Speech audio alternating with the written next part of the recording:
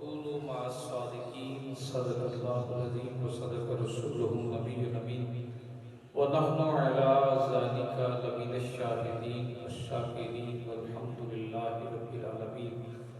قال الله تبارك وتعالى في شان حبيبه مخبرا وآمرا إن الله وملائكته يصلون على النبي يا أيها الذين آمنوا صلوا عليه وسلموا تسليما. اللهم صل على سيدنا ومولانا محمد وعلى آل سيدنا ومولانا محمد وبارك وسلم عليه. الصلاة والسلام عليك يا سيدي يا رسول الله. الصلاة والسلام عليك يا سيدي يا حبيب الله. الصلاة والسلام عليك يا سيدي يا نور الله وعلى آلك وصحابك يا خاتم النبيين. بدا حمد والصلاة في عظمت النبي صلی اللہ علیہ وآلہ وسلم. معزز و محتشم سامعین کرام، دوستان عزیز، اللہ جل وعلا کا شکر ہے کہ اس نے جمعۃ المبارک کی برکتوں والا عظمتوں والا دن عطا فرمایا، اور اس پر بھی شکر ہے کہ اس نے اپنے گھر میں آ کر سجدوں کی توفیق بھی نصیب فرمائی. دعا ہے کہ میرا مالک ان بابرکت لمحات کے طفیل ہمارے کیے جانے والے جان بوجھ کر بھول کر سارے گناہوں کو معاف فرمائے، اور اپنے محبوب کی محبت کے صدقے سے اللہ کریم صغیرہ کبیرہ گناہوں کی بخشش کے ساتھ ساتھ ہمارے والدین کے درجات کو بھی بلند فرمائے. دوستان عزیز وقار، نماز جمعہ کی عظمتیں برکتیں جس مقام اور مرتبے پر ہیں اس کا اندازہ لگانا مشکل ہے کہ اس رب کعبہ کے خوبصورت دربار میں حاضر ہو کر جب بندگی کی عروج اور بندگی کی ترقی کے لیے آرزو کرتے ہیں تو اللہ مانگنے والوں کو بھی عطا فرماتا ہے، شامل ہونے والوں کو بھی عطا فرماتا ہے. اس کا ذکر کرنا، اس کی تعریف کرنا، اس کی عظمت بیان کرنا، اس کی توصیف بیان کرنا، یہ چونکہ انداز بندگی ہے. ساتھ ہی اس مالک نے اپنی محبت کے ساتھ ساتھ اس نے اپنے بندوں کے ساتھ متعلق ہے اس کو بھی خود رب نے ہی بیان کیا ہے. یا ایھا الذین آمنوا اتقوا اللہ. دو باتیں بیان کرنے کے بعد میرے رب نے فرمایا کونوا مع الصادقین. ایمان لے آنے کے بعد اے ایمان والو یہ لفظ بولے اور کہا اللہ سے ڈرو، تقوی اختیار کرو. یہ دو کلمات بولے، ایک ایمان والا اور دوسرا تقوی اختیار کرو. تو میرا ایک سوال ہے، جب یہ دو نعمتیں مل گئیں، ایمان بھی مل گیا، تقوی بھی مل گیا، تھوڑا غور کریں کہ سمجھ آئے گی. نعمتیں ایمان بھی مل گئی اور تقوی بھی مل گیا. وَكُونُوا مَعَ الصَّادِقِينَ. اب سچوں کے ساتھ مل جانے کی ضرورت تھی. جب نعمتیں ایمان بھی آپ کے پاس آ گئی ہے اور تقوی بھی آپ کے پاس آ گیا، تھوڑا آج کی گفتگو کا جو آغاز کرو تھوڑا سمجھے گا، سمجھ آئے گی، پھر آپ پورا موضوع سمجھ آ جائے گا کہ بھی آج بات کس عنوان پر شروع ہو رہی ہے اور کس پر جائے گی. جب ایمان بھی آ گیا اور تقوی کی دولت بھی نصیب ہو گئی، تو تقوی کی دولت نصیب ہونے کے بعد ایمان مل جانے کے بعد ضرورت تھی سچوں کے ساتھ ہو جو. یہ بات کہنے کی اللہ رب العزت نے کیوں کہا تقوی والا بھی، مومن بھی، سب کچھ پا کر بھی، تقوی والا ہو کر بھی، ایمان والا ہو کر بھی. آگے فرمایا وَكُونُوا مَعَ الصَّادِقِينَ. باری تعالیٰ جب میں متقی ہو گیا اور میں ایمان والا ہو گیا، سچوں کے ساتھ ہونے کی ضرورت کیا تھی؟ بات سمجھ آئی؟ وَكُونُوا مَعَ، پھر کہا اور سچوں کے ساتھ ہو جو. تو باری تعالیٰ تیری ذات کا تقوی مل جانے کے بعد، تیری ذات سے ایمان نصیب ہو جانے کے بعد سچوں کی سنگت کیوں چاہیے تھی؟ سچوں کے ساتھ ہو جو. میرے لیے تقوی اور ایمان کافی نہیں؟ تقوی اور ایمان، بڑے لوگ کہتے ہیں جی میں نے ایمان لے آیا ہوں، میں متقی پرہیزگار ہوں، لیکن میں نے ان اللہ والوں کے ساتھ تعلق نہیں رکھنا. تو قرآن کا تو کنسیپٹ ہی الگ ہے. یہ آج کئی مرتبہ سنی ہے، ہمارے خطباء واعظین بیان کرتے ہیں، لیکن ایک سوال ہے کیونکہ ہمارا موضوع بھی یہی چلتا ہے تصوف کے صوفیزم میں، کیونکہ ہم زیادہ اس چیز کی طلب میں رہتے ہیں کہ نیک لوگوں کے پاس بیٹھے اٹھے، تو وہ قرآن کا کنسیپٹ بھی تو سمجھے نا تقوی کی دولت آ جانے کے بعد، آپ کے پاس ایمان آ جانے کے بعد ابھی بھی کمی کہاں ہے کہ ہمیں کہا گیا کہ سچوں کے ساتھ ہو جاؤ؟ تو وہاں اس لیے کہا گیا سنیے، تقوی مل جانا اور ایمان مل جانا، اس کے بعد کہا گیا تمہارے دشمن بڑے قوی ہیں، تمہارے دشمن بڑے قوی ہیں، تمہارا دشمن بڑا تگڑا ہے، تمہارا دشمن شیاطین میں سے بہت بڑا شیطان ہے، وہ ایمان کی دولت بھی غصب کر سکتا ہے اور نعمت تقوی بھی چھین سکتا ہے۔ تو کیا کریں ایمان کی دولت اور تقوی کے بعد سچوں کے ساتھ کیوں ہوں؟ تو کہا جب نعمت مل جائے تو ڈاکوؤں سے چھپانے کے لیے اسے حفاظت بھی تو چاہیے نا، کہ آپ اپنے لیے حفاظت کا اظہار کھڑا کر لیں۔ تو کہا جب نعمت ایمان اور تقوی مل جائے تو وَكُونُوا مَعَ الصَّادِقِينَ، پھر میرے سچے بندوں کے ساتھ ہو جاؤ تاکہ ایمان اور تقوی دونوں بچے رہیں اور یہ نعمت لٹ نہ سکے اور اجڑ نہ سکے۔ وہ بہت تگڑا ہے، وہ طاقتور ہے، اس کے پاس بڑی طاقت ہے، بڑی اتھارٹی ہے، بڑا علم ہے، تو تمہارا تقوی بھی سینکڑوں میں اجاڑ کے رکھ دے گا۔ متقی تو سینکڑوں میں اس کے سامنے آپ باندھ کے کھڑے ہو جاتے ہیں، اور کہیں ایمان والے تو سینکڑوں میں وہ ضائع کر دیتا ہے۔ تو بچت کہاں ہے؟ وَكُونُوا مَعَ الصَّادِقِينَ، جب سنگت سچوں سے ہوگی تو نعمت ایمان بھی نہیں اجڑے گی اور تقوی بھی نہیں اجڑے گا۔ کیوں؟ اللہ رب العزت ان کے ساتھ کی وجہ سے ایمان بھی بچائے گا اور تقوی کی بھی حفاظت فرمائے گا۔ ہمارے لیے یہ چیزیں بڑی اہم ہے سمجھنی، بنیادی چیز ہے۔ ہم ڈھونڈتے ہیں اللہ کے سچے بندوں کے دربار میں جانا ہے، بیٹھنا ہے، سننا ہے۔ تو جب یہ کوالٹیز ہم نے پڑھ لیا ہے کہ شریعت والا ہونا بنیادی طور پر ضروری ہے طریقت والے کے لیے، اور طریقت والا حقیقت تک لے جائے گا تب جب شریعت کے ساتھ اس کا کنیکٹ ہو جائے گا۔ تو سچا کون ہے؟ اب اس کی پہچان کیا ہے؟ اس کی پہچان آسان سی ذہن نشین کر لیجئے، اس کی پہچان کیا ہے؟ تو اس کے پاس اللہ رب العزت کی ذات کی جانب سے مل جانے کے بعد اسے کوئی خوف اور کوئی ڈر نہیں ہوتا۔ میں ایک مثال دے کے سمجھاتا ہوں، سمجھ آئے۔ آقا کریم صلی اللہ علیہ وآلہ وسلم کے پاس قریش والے آ جاتے، سردار آ جاتے، سردار مکہ آ جاتے۔ وہ آ کر رسول پاک صلی اللہ علیہ وسلم کے سامنے 3 آفرز کرتے ہیں۔ پہلی آفر کرتے ہیں کہ اگر آپ کا ارادہ ہے دولت اکٹھی کرنے کا تو پورے مکہ کی دولت قدموں میں رکھ دیتے۔ آپ کو اگر دولت چاہیے، دولت ساری مکہ کی آپ کے قدموں میں ڈھیر کر دیتے، نمبر 1۔ نمبر 2، اگر آپ کو عورت چاہیے تو جو عرب کی سب سے حسین ترین عورت ہے آپ اشارہ کر دیں، ہم وہ آپ کے نکاح میں دے دیتے ہیں۔ 2 آفرز ہوگی۔ اور تیسری کہا اگر آپ کو سرداری چاہیے، اگر آپ کو سرداری چاہیے تو ہم آپ کو سردار بنا دیتے ہیں، سارے آپ کے تابع ہو جائیں گے۔ اب آپ تینوں میں سے چن لیجئے جو آپ کو پسند ہو، جو آپ کو پسند ہو آپ ان میں سے چن لیجئے۔ کریم آقا صلی اللہ علیہ وسلم کو 3 آفرز ہوئی۔ نمبر 1 منی، نمبر 2 ویمن عورت، نمبر 3 سٹیٹس جو مقام اور مرتبہ، سرداری، اپنا عروج، تینوں ڈپارٹمنٹس کے ساتھ تینوں آفرز لے کر آئے۔ اور میرے کریم آقا نے کیا فرمایا؟ کہا کہ تم میرے ایک ہاتھ پر چاند اور ایک پر سورج بھی رکھ دو تو پھر بھی میں اس دین کو نہیں چھوڑ سکتا ہوں، اللہ کی ذات کا اعلان کرتا ہوں۔ یہ تینوں چیزیں ہر انسان کا امتحان ہے۔ جو مربی بننے کا خواہش مند ہو، کوشش کر رہا ہو کہ میں دعوت و تبلیغ کا کام کروں، تو یہ تینوں چیزیں نکال دے۔ سٹیٹس نہیں چاہیے، مال نہیں چاہیے، عورت نہیں چاہیے، یہ تینوں ہی توڑ دیے۔ کوئی عورت کے لیے طلبگار ہے، کوئی مال کے لیے، کوئی عہدے کے لیے، کوئی وزارت کے لیے، ہر ایک کے اپنے اپنے آئیڈیاز ہیں۔ لیکن ترقی اور کامیابی اگر شیخ کامل ہے، پیرے طریقت ہے اور بڑا مقام رکھتا ہے شریعت کے راستے پر چلنے کا، تو اس کے اندر یہ تینوں چیزیں نہیں ہوگی تو کامل مرشد ہوگا۔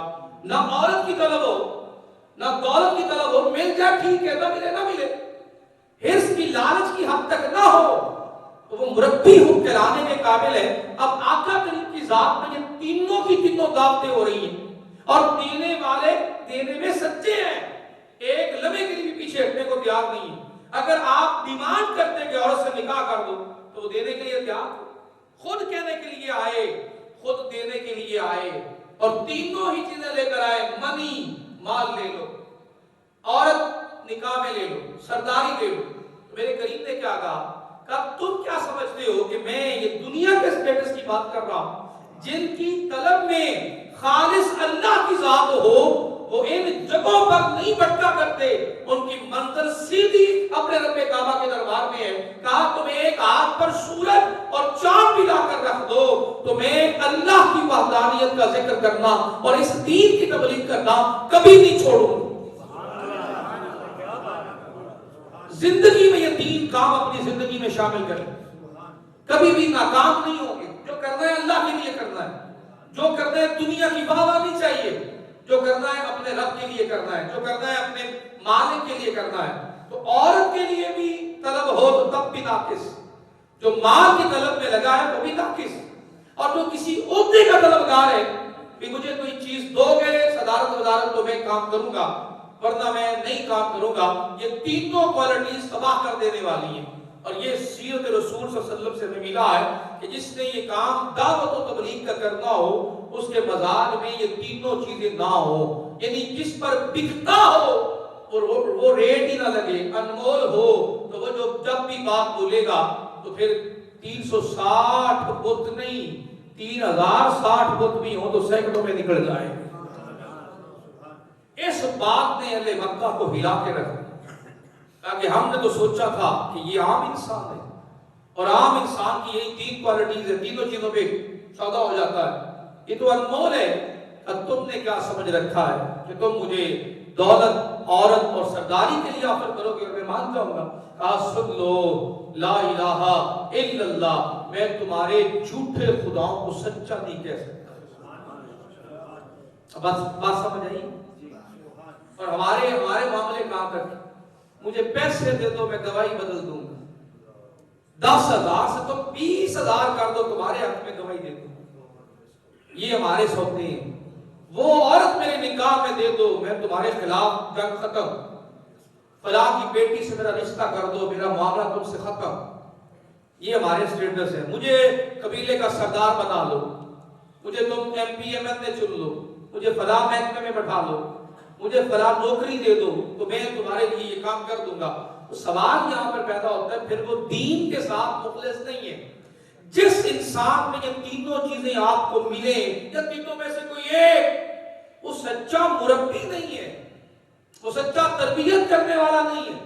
اب یہاں پر بات ہو رہی دربار رسالت کی، ایمان آنے کے بعد تقویٰ اور تقویٰ کے بعد سچے لوگوں کا ساتھ۔ وہ یہ سچے ہیں کہ جنہیں دنیا کے اندر کوئی شے ایسی نہیں ہے جو راستے سے ہٹا سکے، جن کی بنیاد میں یریدون وجہہ، اللہ کی طلب ہے تو وہ اللہ کی طلب کے لیے آرزو کرتے ہیں، وہ دنیا کے کسی دھندے میں نہیں پڑتے ہیں، وہ شروع سے ہی اللہ کے ہیں، آخری سانس تک وہ اللہ کے۔ یہ بات سمجھ آئی؟ اتنی سمجھ آ گئی؟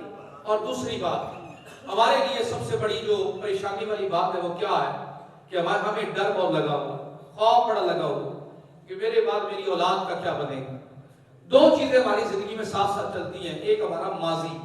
اگر کوئی شخص ماضی سے جڑا ہوا ہے نا وہ کبھی بھی ترقی نہیں کر سکتا۔ ماضی کے دمدوں میں غموں میں بیٹھا ہوا، یادوں میں چمٹا ہوا، یوں سمجھیے کہ پچھلی زندگی کو سوار سر پہ رکھا ہے تو کبھی گریجولی ترقی ہے ہی نہیں، چاہے گناہگار ہی کیوں نہیں۔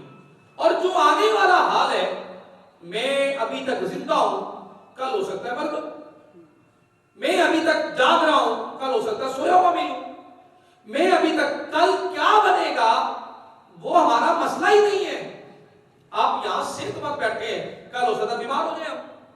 تو ہم آج کا دن ہمیں ملا ہے جسے ہم حال کہتے ہیں، جسے ہم تھوڑا فالو کریں میری بات سمجھے ذرا، جس میں ہم زندہ بیٹھے ہیں نا، زندہ موجود بیٹھے ہیں، یہ ہم گزار رہے ہیں، یہ ہماری حقیقت ہے۔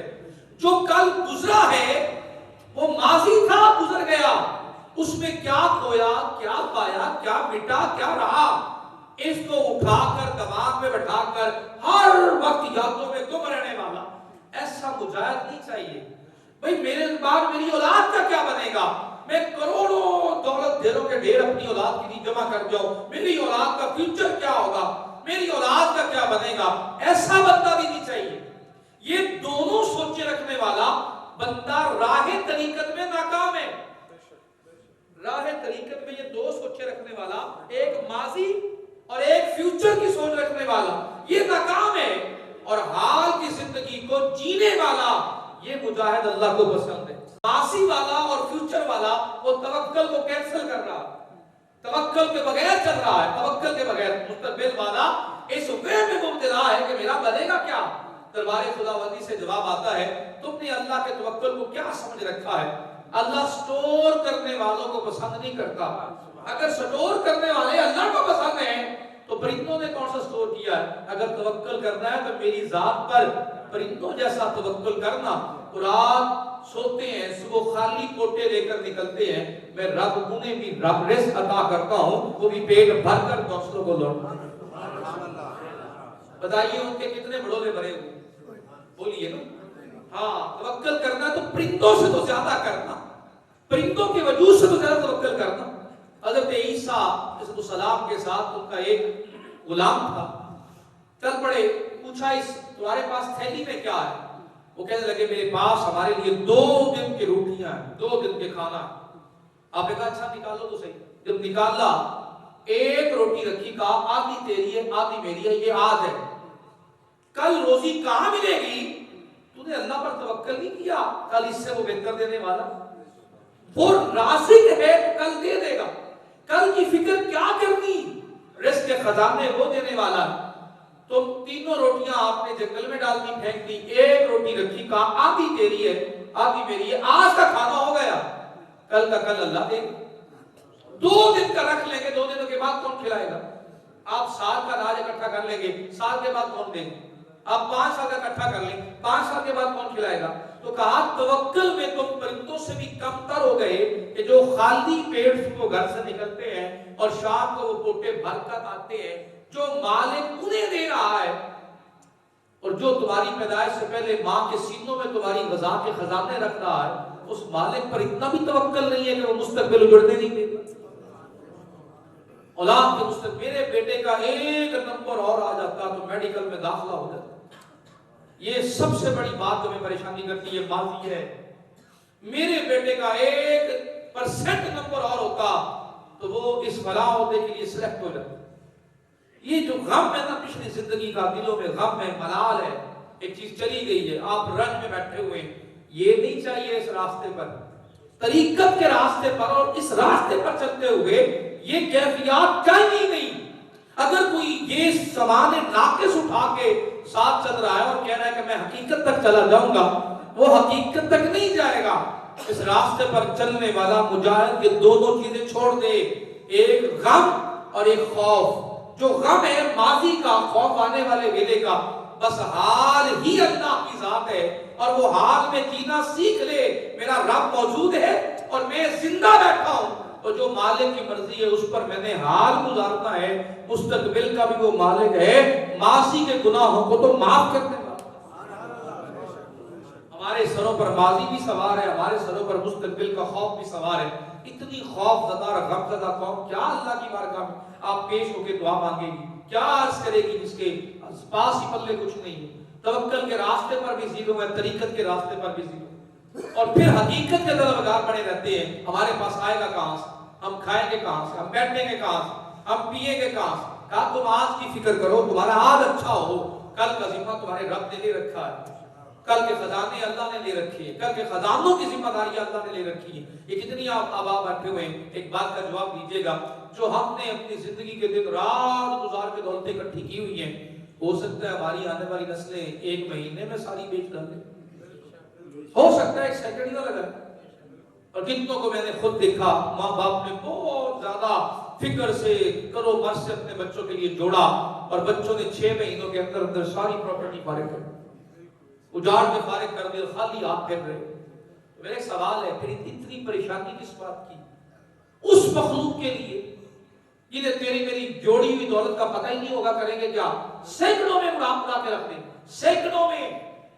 تو ہمیں کس لیے کہا گیا؟ ہمیں حال کے لیے کہا گیا، روزی حلال، آج کے دن کما، روزی حلال کہاں سے آ رہی؟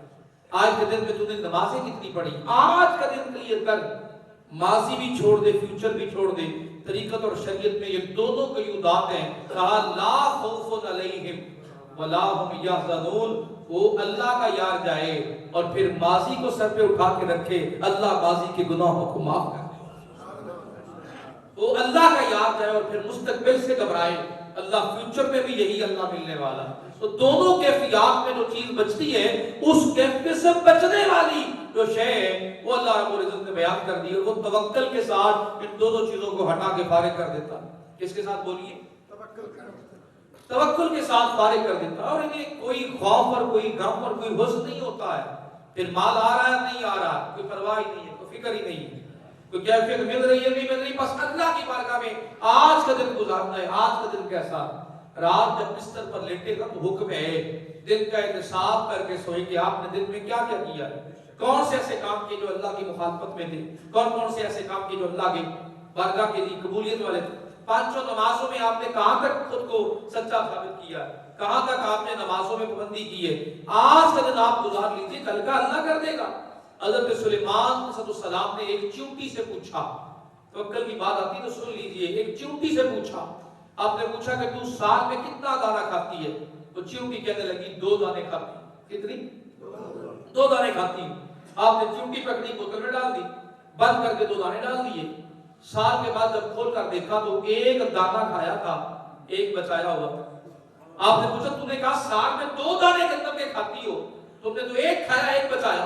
کہا سلیمان تم ہو اللہ کے بندے اور میں تمہاری تھی قید میں پہلے ہوتی ہوں آزاد، تمہارا کیا پتا اگلے سال تو مجھے اناج دینا بھول جاؤ۔ وہ خدا پہ توکل کیے ہوئے تھا، اس سال کا کھا دو اگلے سال کا بھی اللہ انتظام کر دے، وہ اگلے سال کا بھی اللہ انتظام کر دے۔ وہ اس لیے رہی اس راستے پر کہ اگلے سال کا بھی اللہ انتظام کر دے گا۔ اور ہمارا کیا حال ہے کہ ہمیں جو ملے اب آج لے لے، ابھی اکٹھا کر لے، ہماری اولاد کا کیا بنے گا۔ ہم نے ساری زندگی اسی تگدو میں گزاری اور اولاد نے صرف 1 ہفتہ لگایا، ہماری زندگی کے 35 سالوں کی جوڑی ہوئی کمائی وہ جوئے میں ہار گئے۔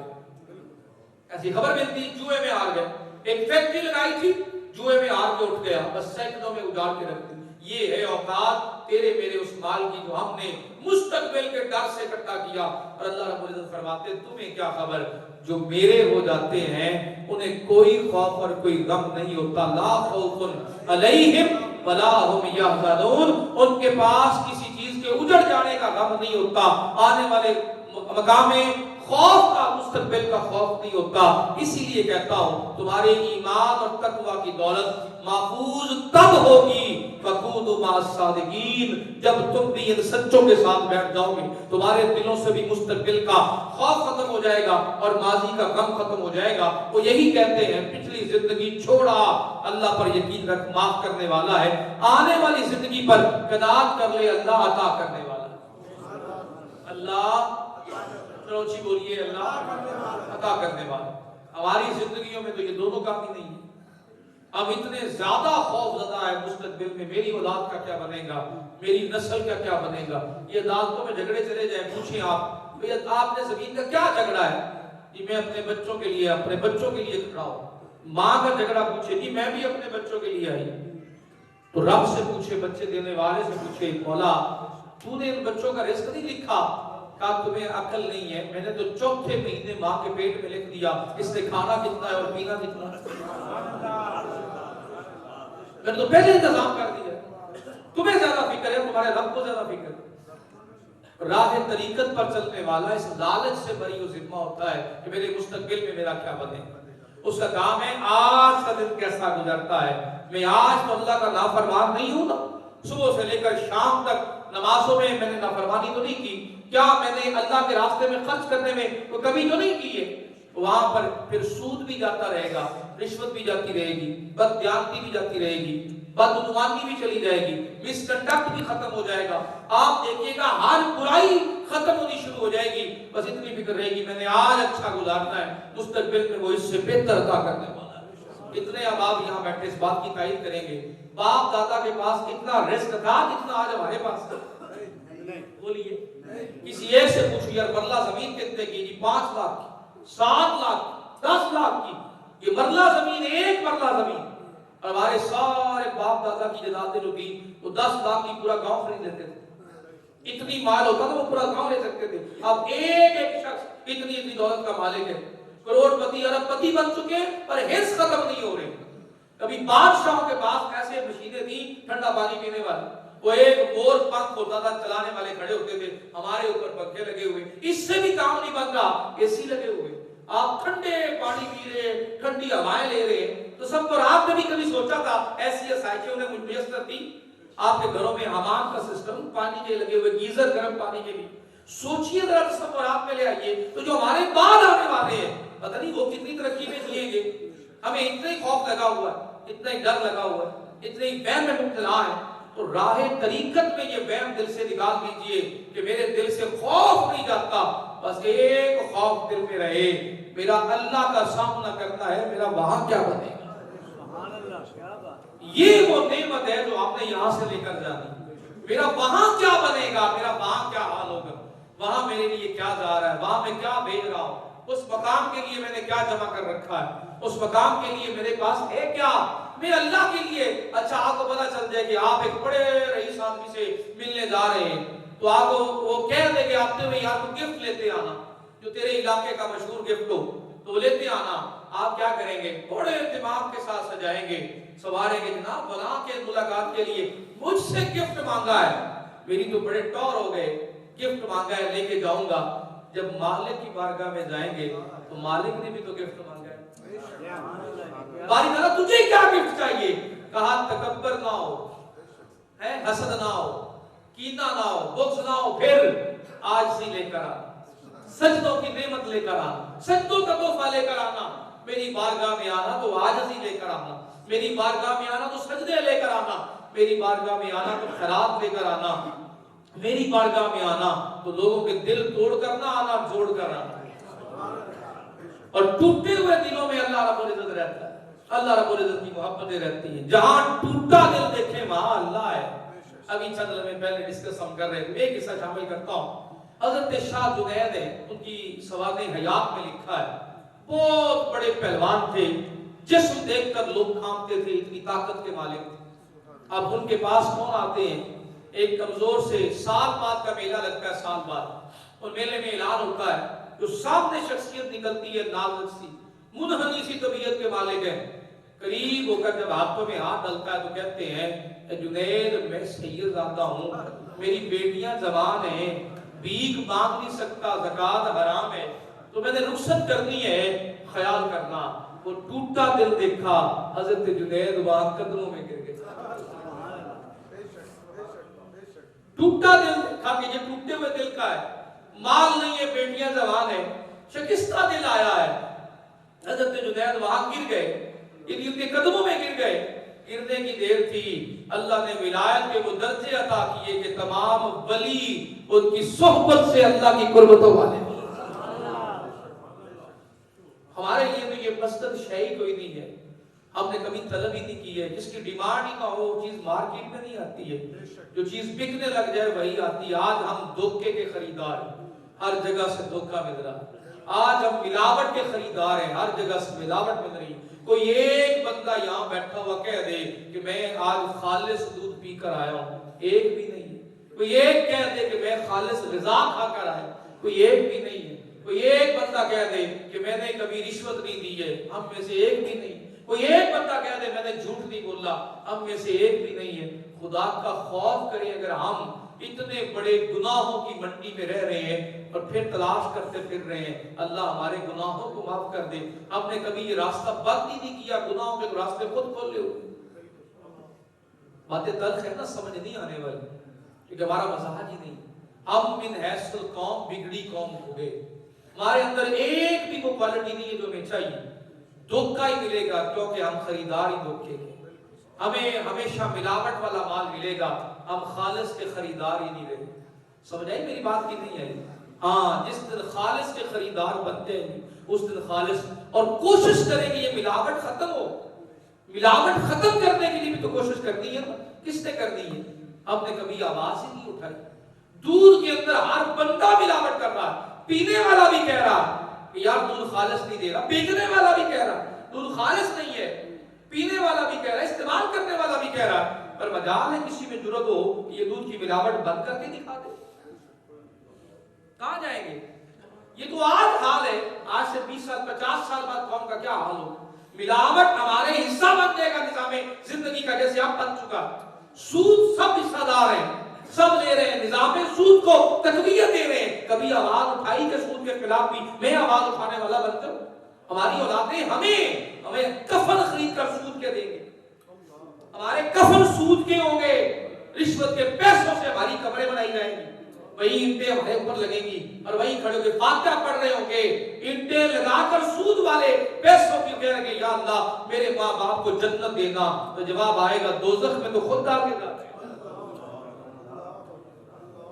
یہی سے جمعہ مبارک پہ شروع کریں گے۔ وآخر دعوانا الحمدللہ رب العالمین۔